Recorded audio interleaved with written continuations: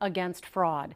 The performance audit shows the Behavioral Health Administration sent millions of dollars out the door in grants without making proper checks into who was receiving them. And that is not even the most jaw-dropping finding. Lou Raguse has tonight's top story. Lou? Julie, according to the nonpartisan legislative auditor, this is another case of mismanagement of taxpayer money. But perhaps the most explosive revelation is that managers within DHS, the Department of Human Services, tried to cover their tracks by backdating and creating new documents. But I do want to talk about what a serious issue this is and how it is, frankly, unacceptable. Another sobering report by the Office of the Legislative Auditor, this one concerning the Behavioral Health Administration within the Department of Human Services, which issues grants to providers treating mental health and drug and alcohol addiction, hundreds of millions of dollars each year. The audit found them issuing grants to applicants without a bidding process. So what we saw is that there was multiple entities that could have been eligible, and they chose not to provide a justification for why they were picking those. This report is quite stunning. One outrageous example, the auditors found a grantee that was paid $672,000 for 1 month of work without any info on what they do.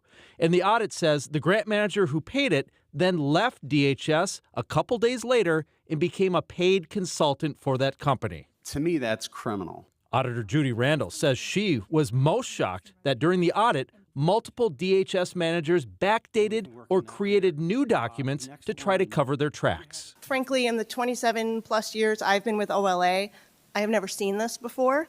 I will say we have had suspicions periodically, but we have never been able to prove it, to document it, and we did in this case, and it's very troubling. Temporary DHS Commissioner Shireen Gandhi's response. I was shocked to hear this information in the exit conference, and it is absolutely unacceptable that any staff would provide anything other than accurate representation of the work done to an auditor.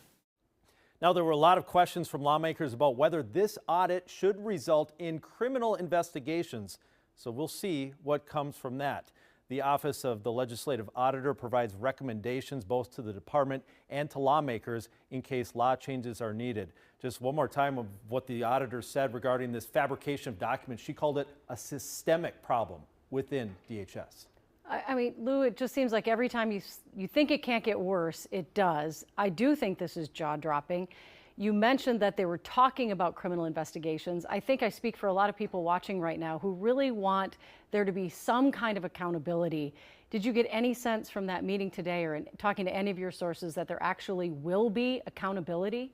Well, no, that's something that's going to require some follow-up, because one problem the auditors had is they didn't have subpoenas to issue to people that no longer work for the BHA within the DHS, and so they couldn't bring those people in and question them, and so it would take an outside agency such as law enforcement to look into it. Just unbelievable. All right, thank you, Lou.